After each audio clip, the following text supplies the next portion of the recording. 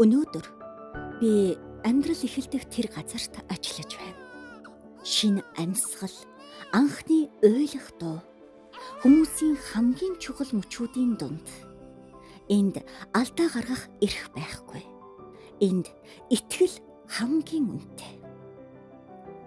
Заримдаа шинээр мэндэлж байгаа тэр жижигхэн амьдралыг харахтаа би өөрөөсөө асуудаг.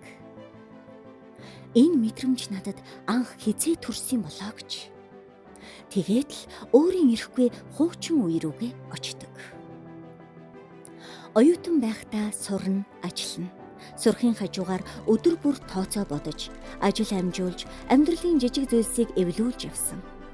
Сургуулиа төгсөөд мэргэжлээрээ ажиллаж чадаагүй хэсэгхэн үед мөрөөдөл минь нэг хэсэгтээ хоош тавигдаж, мөрөөдөж байсан мөрөөдөл бас үнэт зүйл минь аль хэдийнэ дотор минь байсныг зүгээр л амьдралын дунд түр бүдгэрснийг би эргэн санаад нэг л өдөр өөрийнхөөрөө амьдрах уу эсвэл зүгээр л урсгалаараа явах уу гэдгийг шийдэх асуулт гарч ирсэн ч хариулт нь шин байгаагүй. Хизээч өөрчлөгдөөгүй байсан. Тэр мөчөөс л эхлээд би өөрөөсөө зүгтхан болж би эмчин ажлаа хийн гэж шийдэж билээ. Зөвхөн эмч мэргэжлэрээ ажиллаад ч зогсохгүй.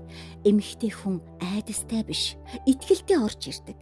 Ганцаараа биш, хамгаалагдсан мэт мэдэрдэг тийм газар бий болгохыг зорьсон. Эхэндээ юу ч бэлэн байгаагүй. Гэхдээ би жижигхэн эхлээс айгаагүй. Нэг л төвшин биш, дэлхийн стандартын шаардлагыг бүрэн хангасан ямар ч олон улсын эмнэлэгтэй харьцуулахад дутхгүй орчныг бид бүрдүүлсэн. Тоног төхөөрөмж, сургалт, баг бүрэлдэхүүн гээд бүхий л суурь нь чанар наривчлал дээр тулгуурласан. Үүний зэрэгцээ бидний хамгийн чухал суурь нь үнэт зүйл юм. Ээлтэй эмнэлэг, сэтгэлээсээ ханддаг ээлтэй эмч мэрэгжилтэн, мөн хүн төвтэй, хүндэтгэлтэй ээлтэй тусламж үйлчилгээ. Энэ бүхэн зүгээр нэг ураа биш, өдөр тутмын ажлын маань амин зарчим болсон.